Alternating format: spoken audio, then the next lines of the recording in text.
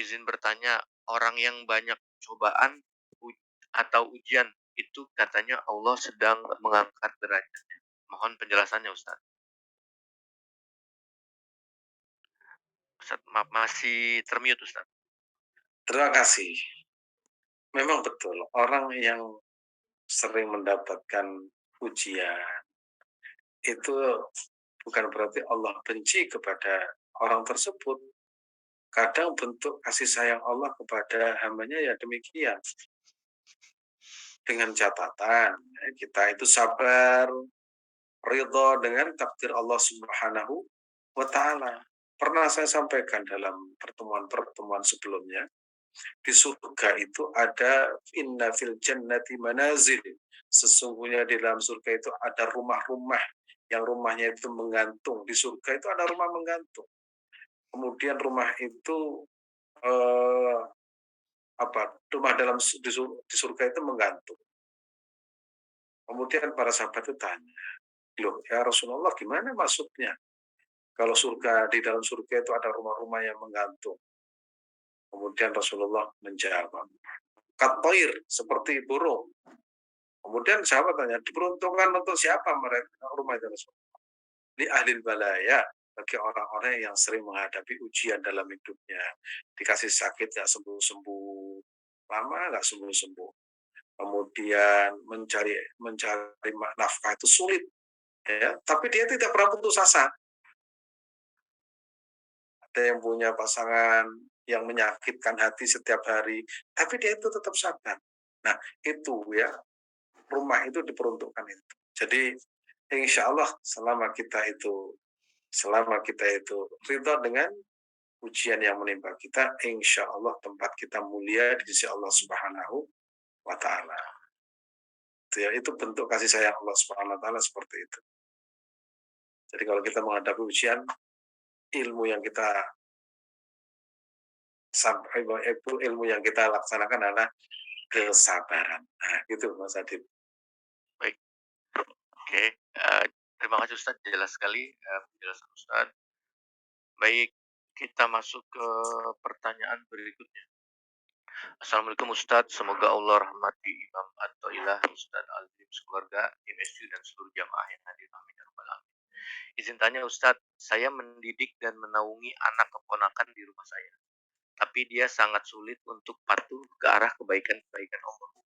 Sedangkan anak saya sendiri lebih mudah atau ada orang lain yang juga lebih mudah. Apakah anak keponakan tersebut susah dididik karena akibat dari dosa-dosa saya? Bagaimana saya menyikapinya Ustaz? Mohon nasihatnya. Terima kasih Ustaz. Terima kasih. Ya, sebenarnya mendidik anak, mendidik siapapun, itu kita mau mendidik, itu berarti kita telah berusaha untuk meraih rahmat Allah Subhanahu wa Ta'ala. Kita yang menyampaikan, ya, kita yang bekerja, kita itu yang menasihati, biarkan nasihat itu yang memasukkan pada orang tersebut atau siapapun Allah Subhanahu wa Ta'ala. Nah, jangan kemudian wah saya ini berarti dosa tidak. Jadi kalau pernah saya sampaikan dulu itu cara menasihati agar supaya orang itu ikut pada nasihat kita. Cara pertama itu kita kalau mau nasihati sholat 2 rakaat, sholat sunnah, ya. Barang siapa yang menginginkan sesuatu hal yang sangat penting, manhamma, ya. Barang siapa manhamma, barang siapa yang mementingkan sesuatu yang penting, yaitu falyarka rakaatain ghairil faridah, maka sholatlah 2 rakaat selain sholat fardu. Sholat wudhu dulu, sholat 2 rakaat, kemudian anaknya atau siapapun ya dinasehati. Nah, sebelum menasehati itu baca doa itu la yatakallamuna illa man adina lahu rahman wa qala shawaba. Ya Allah, saya mau menasehati ini berwudu terlebih dahulu, sholat 2 rakaat terlebih dahulu, kemudian anaknya atau orangnya dipanggil. Insya Allah itu lama kelamaan itu nasihat kita itu walaupun tidak saat itu masuk, mungkin suatu saat itu akan menjadi kenangan terindah. Ternyata nasihatnya luar biasa. Kalau nasihat itu isinya amarah, nggak akan masuk. Itu paling masuk telinga kanan, keluar telinga kiri. Paling itu nggak pernah nggak pernah masuk, akan diabaikan. Nah, itu caranya seperti itu. Tapi kalau ingin supaya terus berkualitas, ya itu tadi kita tunduk pada Allah Subhanahu Wa Taala sehingga nasihat-nasihat kita itu kepada siapapun itu akan betul-betul ada ada pengaruhnya, ada kekuatannya. Bukan berarti kalau kemudian ada orang kita nasihati tidak mempan, itu kemudian nasihat kita yang salah, bukan. Bisa jadi ya, bisa jadi Allah belum memberikan perubahan. Seperti Rasulullah itu kan orang yang paling mulia, istimewa. Mengajak Abu Lahab juga tidak mau memeluk Islam karena memang hidayah itu milik Allah Subhanahu wa taala. Tapi kalau kita terhadap sesama umat yang beragama, insya Allah itu lebih gampang, ya lebih gampang. Cuma cari momentum, cuma cari waktu yang paling pas dan mudah-mudahan nasihat yang kita sampaikan itu betul-betul dari hati dan masuk di dalam hati orang yang kita nasihati. Caranya begitu ya. Kalau menghadapi sesuatu, idza hamma ahadukum syai'an falyarka' raka'atain ghairil fardhu. Salat 2 rakaat, kemudian membaca itu la yatakallamuna illa man adilla rahman wa qala shawaba, kemudian anaknya dinasihat. Nah, atau cara yang modern diajak makan atau apa, nanti masuk nasihat itu. Insyaallah biidznillah azza wa jalla. Begitu. Insya Allah. Baik, terima kasih Ustaz Azim. Pertanyaan berikutnya Ustadz, izin bertanya Ustadz, apakah kesolehan orang tua akan berdampak langsung pada kesolehan anak? Kenapa ada orang tua yang terkenal soleh, tapi anaknya justru ahli maksiat Ustadz? Memang begitu, pada umumnya demikian. Ya, bahkan kecintaan kita kepada orang soleh itu nanti berdampak kepada anak-anaknya. Pernah saya sampaikan, ada orang ingin punya anak yang soleh. Dia cinta kepada orang yang soleh. Ternyata anaknya suatu saat menjadi ulama besar di Indonesia. Jadi sering datang kepada kiai, kepada ulama, tolong doakan saya terhadap doa terhadap anak saya menjadi anak soleh. Dan kecintaan mereka terhadap orang-orang soleh berdampak. Dan itu tidak satu dua orang, itu hampir ya, yang saya temukan itu banyak sekali. Contoh lagi, kalau ada orang yang soleh kepada Allah, yang soleh lah, orang ahli ibadah kepada Allah Subhanahu Wa Taala. Contohnya, ada orang punya keinginan anaknya itu hafal Quran, tapi cinta terhadap orang-orang hafal Al-Quran, nanti suatu saat anaknya itu akan menjadi penghafal Quran. Yaitu kita baik kepada orang-orang yang ahli Quran. Kita muliakan orang-orang ahli Quran. Kita muliakan para ulama. Kita muliakan ya orang-orang yang ahli agama, orang-orang yang soleh. Insya Allah itu lama-kelamaan anak kita itu cinta terhadap Al-Quran dan akhirnya menjadi penghafal Al-Quran. Itu bukan karena kita yang menggerakkan, tapi Allah Subhanahu Wa Taala yang menggerakkan. Tapi sebaliknya kadang Allah Subhanahu Wa Taala membuat dunia ini sebagai tontonan. Anaknya orang ahli ibadah kemudian menjadi maksiat, itu juga terjadi. Anaknya Nabi Ibrahim anaknya Nabi Nuh alaihissalam itu ternyata juga menjadi pembangkang. Agar supaya manusia bahwa Allah itu berkuasa atas alam semesta. Ya, Allah itu berkuasa atas alam semesta. Allah itu berkuasa terhadap diri kita yang kita tidak bisa mengatur Allah Subhanahu Wa Taala. Contohnya tadi Nabi Nuh alaihissalam. Sebaliknya, ya Nabi Ibrahim itu punya orang tua. Nah, orang tuanya Nabi Ibrahim seperti apa? Nabi Ibrahim orang tuanya itu penyembah berhala, bukan hanya pengedar berhala. Terus anaknya menjadi nabi. Nah, itu nyata dan fakta. Agar supaya manusia tahu bahwa Allah berkuasa atas alam semesta termasuk kita. Tapi umumnya ya seperti itu. Orang soleh akan melahirkan orang soleh. Nah, nanti kalau anaknya orang soleh, insya Allah walaupun bandel suatu saat kalau tobat itu lebih mudah ya daripada tidak sama sekali ya. Tidak sama sekali mengenal agama sebelumnya. Tapi kalau sudah mengenal agama sebelumnya, itu kalau sudah tobat kepada Allah Subhanahu wa taala itu menjadi orang yang gampang dekat dengan Allah Subhanahu wa taala. Gitu. Dan mudah-mudahan anak kita ya ditakdirkan menjadi anak-anak yang soleh. Amin ya rabbal Amin ya. alamin. Amin ya Allah ya rabbal alamin. Terima kasih Ustaz. Baik, pertanyaan berikutnya Ustaz. Bagaimana dengan figur artis kalau mereka bicara banyak diikuti? Apakah itu termasuk sudah bagus imannya? Sedangkan banyak juga yang masih belum beriman. Kita mau figurkan Nabi Muhammad sallallahu alaihi wasallam, memfigurkan para sahabat dan otomatis memfigurkan orang-orang yang menjadi kekasih Nabi siapa? Para ulama. Al ulama warasatul anbiya. Para ulama itu pewaris para nabi. Ya. Innama yakhsyallah min ibadil ulama. Sesungguhnya orang yang punya rasa takut kepada Allah itu adalah seorang ulama. Ulama dikatakan ulama karena punya ilmu, bukan karena tenar. Kalau tenar itu sementara, tenar itu paling sebulan, 2 bulan, setahun lah paling lama. Kalau sudah tidak cantik lagi, tidak cakep lagi, itu sudah tergeser. Tapi kalau ulama, itu tenar di langit walaupun tidak tenar di bumi. Ya, tenar di langit walaupun tidak tenar di bumi. Dia itu tenar di kalangan saya sampaikan alam semesta itu merespon orang-orang yang soleh. Kalau artis itu kan apa namanya yang ditanyakan tadi itu, kalau artis itu kan sementara ya, sementara. Dan mudah-mudahan artis-artis yang kita kenal itu keimanannya juga sama dengan keimanan para ulama. Jadi ketenarannya itu dilandasi dengan ilmu agama yang kuat sehingga akan menjadi panutan bagi masyarakat.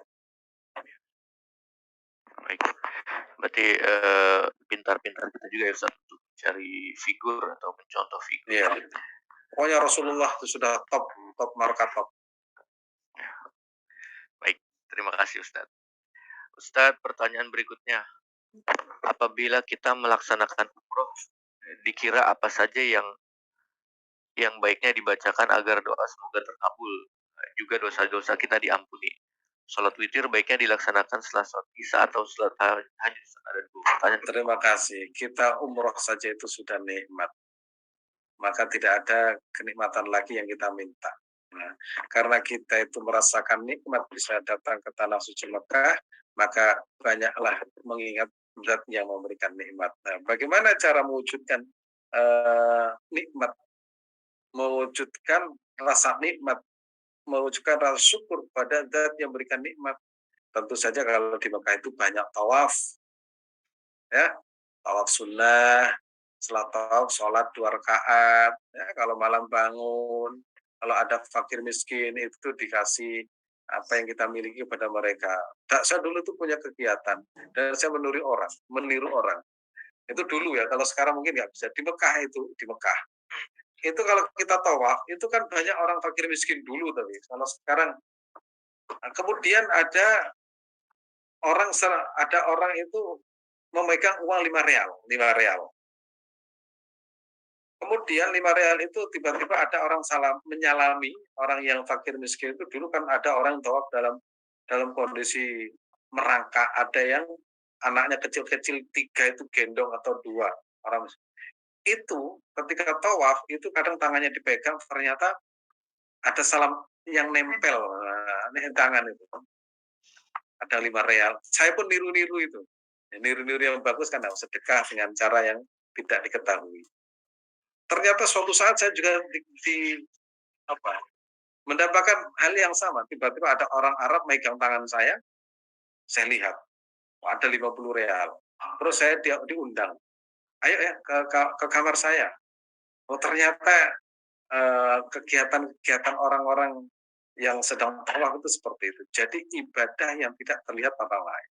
Nah, yang kedua bisa dilakukan kalau kita umroh di Mekah atau Madinah, di situ banyak pekerja, ya, banyak pekerja yang saya tanya kadang penghasilannya itu juga tidak banyak. Ada kesempatan untuk kita berbagi kepada mereka. Kemudian ada penjual apa namanya?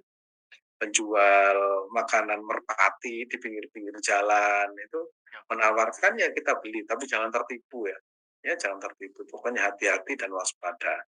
Jangan kemudian kita tawar, berapa ini harganya 5 real, sudah 2 real saja ya. Oh, jangan. Kalau kepada orang fakir miskin itu kalau kita beli itu jangan menawar. Masa beli sayuran berapa ini? 10.000. Kita tawar ya 7.000. Kadang waktu di apa namanya? Di restoran kadang kita apa namanya? Ada uang lebih kita berikan kepada penawar para penawar apa namanya? Itu kalau bisa jangan ditawar. Berapa ini harganya? 10 real sudah. Dan insya Allah akan menjadi keberkahan. Jadi kita berbuat baik ya khususnya kalau di Mekah itu tawaf. Itu paling paling suka saya itu tawaf. Jadi satu hari itu bisa 2 kali, 3 kali, dulu sampai 4 kali, bahkan sampai 7 kali dalam sehari. Karena tidak ada yang bisa kita kerjakan ibadah tawaf kecuali di Mekah. Kalau yang lain bisa. Nah, tawaf apa bacaannya? Apa saja doa. Kalau saya itu baca uh, uh, apa namanya subhanallah walhamdulillah wala ilaha illallah wallahu akbar. Kadang saya itu putaran pertama asmaul husna, putaran kedua zikir ini, pertua itu zikir sampai 7 kali, lagi selesai tawaf lagi. Pokoknya di Mekah itu paling banyak kita itu tawaf. Nah, kalau di Raudhah, kalau di Madinah itu Raudhah Asy-Syarifah. Kalau tidak bisa untuk laki-laki setiap sholat kalau bisa di depan itu setelah itu sowan dumateng Kanjeng Nabi Muhammad sallallahu alaihi wasallam sambil assalamualaikum ya Rasulullah untuk membangun ya, ruhani kita semakin nyaman, semakin damai, semakin dekat dengan baginda Rasulullah sallallahu alaihi wasallam. Insyaallah. Insyaallah. Amin. Baik, mudah-mudahan kita bisa umroh Bapak Ibu, umroh haji. Amin ya rabbal alamin. Amin ya rabbal. Baik, Ustadz, ini pertanyaan terakhir mungkin ya. Mohon izin Bapak Ibu apabila ada yang terlewat atau tidak terbaca ya. Mohon maaf, mohon izin, mohon keriduan hatinya. Insya Allah bisa ditanyakan kembali nanti di hari Kamis. Ustadz izin bertanya, sering keimanan kita turun naik. Kadang berat untuk bangun malam, kadang semangat. Bagaimana mengatasinya Ustadz? Terima kasih. Kadang, ya namanya kadang-kadang kan tidak selalu. Ya namanya manusia. Nanti kalau misalkan rajin terus, bukan manusia nanti, malaikat. Nah, artinya begini, kita kalau menghadapi kesulitan, bangun malam, itu berarti pahala kita itu besar. Tantangannya gede. Ya, tantangan kita itu besar. Ibadah yang besar pahalanya itu karena tantangannya itu luar biasa. Saya sering menggunakan analogi begini. Saya punya teman dulu. Ya, saya punya teman di Mekah itu, saya apa namanya? Saya bercanda. Saya tidak heran kalau orang Mekah itu ahli ibadah. Karena mereka itu ya hidupnya di sekitar Masjidil Haram, melihat Ka'bah. Saya itu justru heran orang Indonesia baru datang menjual tanah, menjual ruko dan mobilnya demi untuk melaksanakan haji. Itu baru keren. Karena apa? Tantangannya itu luar biasa. Kalau hajinya haji dramatis itu. Dramatis itu. Itu seandainya kita ada orang datang kepada kita dari Papua atau dari luar negeri, datang kepada kita hanya ingin salaman. Nah, tetangga kita kemudian tidak salaman. Makanya Nabi itu pernah menyampaikan begini, tuba liman lam yaroni wa aman. Beruntung sekali orang yang tidak pernah melihatku tetapi beriman kepadaku. Ini kan keren. Artinya kita kan nggak pernah melihat Nabi, juga nggak pernah lihat Ka'bah ya, secara fisik ya, hanya di TV. Kita nggak pernah pergi ke Arafah, kita nggak pernah ke Madinah, nggak tahu makam Nabi ada apa nggak. Tapi menjual tanah dan rumah itu tantangannya itu kan luar biasa. Maka itu diapresiasi Rasulullah. Beruntung sekali atau hebat sekali orang yang tidak pernah bertemu denganku tetapi beriman kepada diriku. Orang ya, seperti kita bangun malam, wah ini tantangan luar biasa. Berarti sholat bangun saja itu diapresiasi oleh Allah Subhanahu wa taala. Ya, makanya itu kalau kondisi seperti itu berarti kita sedang menghadapi tantangan. Nabi pernah menyampaikan begini, wudhu ya. Ada seorang sahabat itu berdiskusi dengan Nabi. Kata Rasulullah, "Ala adullukum ala ma yamhullahu bil khataya wa yarfu darajat." Bukankah aku telah tunjukkan kepada engkau wahai para sahabat, ya, amalan jika kalian kerjakan itu akan mengangkat derajat posisi Allah lebih lebih tinggi, lebih mulia dan juga melebur dosa-dosa. Ya Rasulullah. Apa itu? Pertama yaitu isbahul wudu alal makarih, menyempurnakan wudhu ketika dalam kondisi tidak suka. Pas waktu dingin wudhunya, gimana rasanya? Bangun malam harus wudhu dingin. Sementara kemuliaan itu enak, apa namanya, kamarnya itu enak, hangat. Nah, itu milih mana? Jadi kita bangun, hanya bangun itu luar biasa. Luar biasa.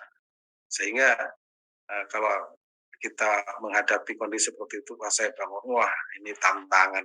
Jadi yang kita lihat ini adalah tantangan, bukan wah malas. Tapi memang ada trik tertentu kalau kita mau bangun malam itu, kalau malam itu jangan banyak makan. Pasti dijamin halal 100% bangunnya itu sulit, itu pasti. Makanya itu yang karbohidrat, oh sudah pasti itu menjadi bangsawan itu. Apa itu bangsa bangsa tangyawan itu. Begitu bangun itu Allahu Akbar, Allahu Akbar, la ilaha illallah, itu langsung ini ketinggalan. Itu caranya ya. Itu kalau trik-trik itu kan setiap orang itu banyak cara. Nah, kalau bisa tidur dalam keadaan suci, man bata tahiran. Barang siapa tidur dalam keadaan suci kemudian terbangun tiba-tiba sudah siang, ya tidak bisa melaksanakan, maka dia itu sudah dikategorikan orang yang sedang melaksanakan sholat malam secara sempurna. Dengan catatan tadi itu, tidur telah bersuci, kemudian niat, ya Allah aku niat. Tapi pasti itu terjadi 1 kali, 2 kali. Kalau setiap hari itu mati sengaja. Ya, kalau setiap hari tidurnya, nah, itu cara ya. Kalau bisa dikurangi makan kalau mau ingin bangun tidur. Ya memang iman seperti itu. Ya, iman itu bertambah, kadang berkurang. Kalau habis ngaji itu bertambah, kalau lama nggak ngaji, kalau habis umroh itu luar biasa, setelah umroh selesai itu kembali seperti biasa itu. Ya, yang penting hati kita tetap ada iman, tetap berkumpul dengan orang-orang yang soleh, dan insya Allah iman kita itu insya Allah stabil ya. Begitu. Baik, insyaallah, alhamdulillah ikhtiar berarti ikhtiar kita dengan ngaji mudah-mudahan terus menambah iman kita, Bapak Ibu. Ya Rabbal Alamin. Baik, alhamdulillahirabbil alamin, Bapak Ibu, kita sudah masuk ke sesi terakhir ya. Alhamdulillah sudah Ustaz sudah menjelaskan banyak tentang ilmu pagi hari ini dan sudah banyak juga jawaban-jawaban yang insya Allah mudah-mudahan bisa terjawab semua Bapak Ibu. Dan terakhir kita sempurnakan kajian pada pagi hari ini dengan ditutup doa. Tapi mohon izin Bapak Ibu, nanti setelah sebelum tutup doa ada beberapa informasi yang akan kami sampaikan terlebih dahulu. Ya, ini nanti setelah tutup doa kita ada sharing session seputar haji dan umroh ya. Insyaallah tema pagi hari ini yaitu perlengkapan apa saja ya ini khusus wanita yang untuk dibawa ketika nanti kita menunaikan ibadah umroh. Ya. Nanti insyaallah bersama Coach Narti. Ya. Jadi Bapak Ibu, ini khusus ibu-ibu, bapak-bapak juga boleh join. Insyaallah manfaatnya ada banyak ya. Dan yang sudah daftar umroh juga boleh tetap menyimak soal manfaat akan disampaikan oleh Bu Narti. Baik Bapak Ibu dirahmati Allah, alhamdulillah kita akhiri kajian pagi hari ini dengan ditutup doa. Pada Ustaz Azim, tafadhol Ustaz. Nah, terima kasih di akhir pertemuan pagi hari ini kita tutup dengan doa munajat kepada Allah Subhanahu wa taala, mudah-mudahan ya sekali lagi yang sakit ya mudah-mudahan diberikan kesembuhan, Dan kemarin ada beberapa saudara kita yang sakit ya, Ibu Dewi dan sekeluarga itu sakit, mudah-mudahan diberikan kesembuhan dan tes PCR-nya segera negatif. Amin ya rabbal alamin. Begitu juga ya jamaah pengajian al-Islam yang pagi ini mungkin saudaranya, kerabatnya, tetangganya, atau siapa yang sakit mudah-mudahan segera diberikan kesembuhan. Amin ya rabbal alamin. Bismillahirrahmanirrahim. Allahumma shalli wa sallim ala sayyidina wa habibina Muhammadin sayyidil awwalin wal akhirin bi rahmatika ya arhamar rahimin. Ya Hannan ya Mannan ya Rahman ya Rahim. Ya Hannan ya Mannan ya Rahman ya Rahim. Irhamna bi rahmatika ya arhamar rahimin. Allahumma nawwir qulubana bi nuril iman wa nawwir wujuhana bi nuril irfan. وواسع صدورنا يسر امورنا واقض حاجاتنا واشف مرضانا ومرضى المسلمين واشف مرضانا ومرضى المسلمين واشف مرضانا ومرضى المسلمين ya Allah sembuhkanlah sakit kami dan sembuhkanlah sakit saudara-saudara kami umat Islam dimanapun berada. Rabbana zalamna anfusana fa illam taghfir lana wa tarhamna lanakuna minal khasirin wa tub alaina innaka antat tawwabur rahim. Subhana rabbika rabbil izzati amma yasifun. Wassalamun ala mursalin walhamdulillahi rabbil alamin. Terima kasih. Assalamualaikum warahmatullahi wabarakatuh. Waalaikumsalam.